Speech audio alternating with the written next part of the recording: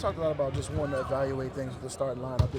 What's your opinion just kind of on kind of being flexible with it and based on matchup versus wanting to have some consistency with the same five guys, over the course of the season? Ideally, we would like to have some consistency, but it may be a situation this year where it's a little bit more flexible than it has been in the past. And why are you, a coach who really values consistency with the lineups typically?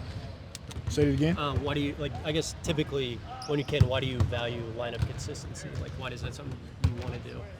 I think it gives you a good sample size when you can be consistent of, is this a good starting lineup for us? Do we need to make some changes and look at a different group that can get us off to good starts? Having some consistency allows us to evaluate those groups and then you can make some adjustments if you need to. And really, with the game being canceled tomorrow, are you planning on changing things up, maybe trying to get these guys a scrimmage or something like that, so they're not just doing practice after practice like training camp? We'll scrimmage each other a little bit, but I mean, it's that's the best that we can do right now. Is really just kind of mix up our practices. Like today was an execution day for us. Work on a lot of half-court execution, SOBs, BOBs.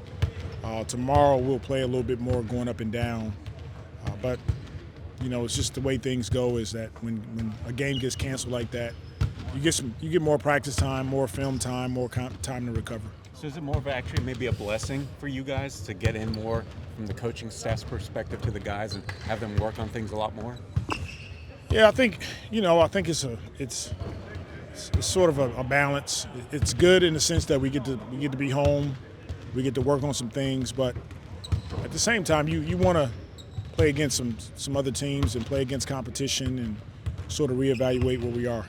So we miss that. Sorry. Along those lines, it's always it's Miami. Every time you play the team, you know what you're going to get, and that's going to be a good, nice early test for you. Yeah, it'll be a good test. We'll have a few practice days under our belt in preparation for Miami, and once again, we'll get a chance to get on the floor and really compete and work on our execution. In those times, y'all are playing small. How valuable is Herb's defensive versatility, being able to guard 1 through 5 at times? How essential is that going to be for you guys to be successful? It's huge for us. His ability to guard multiple positions. When he's off the ball, he's much more vocal this season. We're just kind of giving him a license to mess up other teams on the defensive end. Having DeJounte on the floor as well with him. Those two guys, they bring a lot on the defensive end. They're tough. They have great instincts. They both are in the passing lanes getting steals. They're physical, and that's what it's going to take when we play more of small ball offense or small ball lineups. We still have to have a level of toughness, and both of those guys bring that.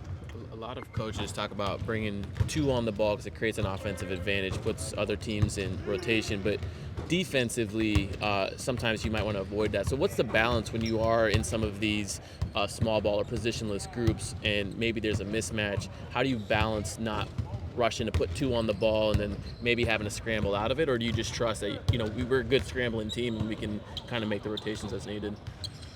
Communication helps with any of those concepts and situations. It does happen, and when it does, you rely on your weak side defense to be there to help. But to your point, the NBA, you get 2 on the ball, most teams they'll make you pay for it, and so we have to be very conscious and careful of how we're guarding, and we have our system in place that allows guys to know what spaces they're supposed to be in, what spots they need to be in. And then the communication factor, I'll double down on that. That's extremely important. If you're switching the screen, if I'm in coverage, and then, it lets everybody on the weak side, they have an understanding of where to be to help. And speaking of, giving Herb the license or, these ideas of where guys need to be and stuff, do you create situations where, okay, you can be like a 1.5 defender here, like you can flash into spaces and just kind of be creative with or be opportunistic about, maybe blitzing or whatever it is, surprising opponents? For sure. We have our system, that's pretty solid. We have game plan situations, and then you have tendencies where, player tendencies is if they get to a certain spot on the floor and they isolate, that might be a situation where we're going to double right away based on who that player is. Maybe if Herb is on them, we don't double.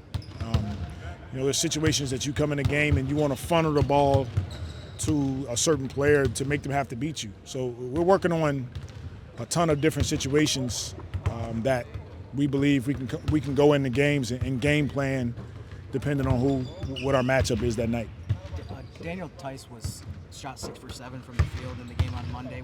What are you seeing from him in terms of just being able to find spots and just be that efficient? He's an extremely high-level IQ basketball player. You don't have to tell him a lot. He figures it out on the fly. Spacing, where to be defensively. I think he's going to be a huge component to our team. We're grateful to have him, and he's fit in seamlessly. And we see Trey out here shooting. Where is he at right now in the recovery? And what do you think the next steps kind of look like for him? He's still got a ways to go. So we'll evaluate him. I think it was 3 weeks that we talked about, and then we'll give you guys an update after that. What have you thought about working with Javonte Green so far in camp, and how can he contribute to this team this year? Well, he's another kind of D and 3 guy. He can guard multiple positions. He's got great physicality for his size and athleticism. He can space the floor, and he has a great knack of when to cut, when to take the shot, when to pass it. I think he's another really good basketball player that we added to our program that we're excited about. I know you talk a lot about, hey, we want to turn teams over and get out in transition. Do you put goals on that to your team of we want to be top 5 in fast break points? We're starting to chart more as we progress. This is an area for me as a coach where I'm growing. It's how to chart and making sure that we're charting certain components of our offense and defense. But we want to be a team that causes deflections. We get steals, we finish possessions, we get charges, verticality. All of those opportunities, it triggers our transition opportunities. And so if we can score easy baskets, that's less pressure on your half-court offense. Some players really have a nose for the ball and just creating havoc, causing turnovers. Obviously, Herb and DeJounte are 2 of those players. But what have you seen from Zion just the back half of last season and maybe just coming into this season? Do you think he's one of those guys that can kind of sense out, okay, maybe this is a spot where I can force a turnover or get a steal, and get off the races? Yeah, he has. I've seen a ton of growth from Z. He's taken pride and ownership in guarding his yard, guarding his opponent. And on the weak side, he does have a knack for getting steals and getting out on the break. And so he's another guy on it's a part of our program that we're challenging him. His teammates are challenging him, and he's answering the bell. And have you kind of seen at times where teams are trying to target him, he's taking that more personally, where he's attacking them in those situations? For sure. He's definitely taking it personally. I think he gets upset at us when we say we're going to double. He gives us a look like, nah, we're not doubling now. And that's good. That's what you want, from your primetime guys. You want them to take the challenge, and he's done it. You guys saw him last season. Towards the end of the year, you didn't want to call him up in screens. He was switching. He was guarding. He was getting blocks. He was weak side help. And we're going to need that effort this season. I think one of his quotes from the first week was, when I'm in really good shape, I feel like I can be elite on both ends. Is that something you see where, really good fitness level? I mean, it's the offensive end, but it's the other one, too. I think we all see it. Not just me. He knows it. You all know it. When his conditioning is elite, there's not much he can't do. And that never gets old. Being around him, seeing his talent, his ability, his IQ for the game, his ability to pass. There's just not a lot he can't do on a basketball floor.